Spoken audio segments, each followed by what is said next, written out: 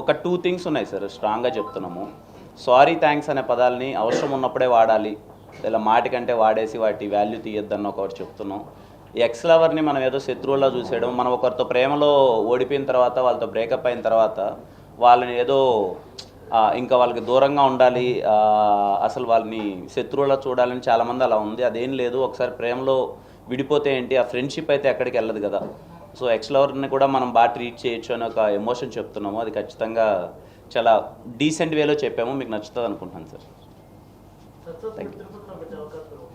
పెట్టేద్దాం సార్, మీరు సక్సెస్ చేయండి ఫస్ట్. కాబట్టి ఫస్ట్ ఇక్కడికే కదా సార్ వచ్చాను, తిరుపతి. సినిమా రిలీజ్ అయిపోయింది, అంత పెద్ద హిట్ చేశారు. మండే నేను ప్రమోషనల్ టూర్ ఫస్ట్ స్టార్ట్ చేసింది మన పీజీఆర్ థియేటర్ నుంచి. మీకు తెలియదేమో సార్ తిరుపతి అంటే, నేను నాకేముంటుంది అది.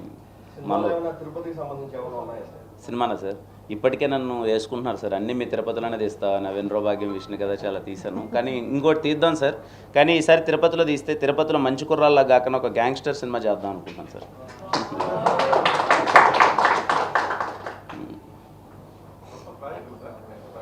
సార్ నెక్స్ట్ కే ర్యాంప్ అని చెప్పి ఒక సినిమా అనౌన్స్ చేశాం సార్. అది 28th నుంచి షూట్కి వెళ్తున్నాము. ఇంకొక 3 ప్రాజెక్ట్స్ కమిట్ అయినాను సార్, అవి అనౌన్స్ చేస్తాను సార్.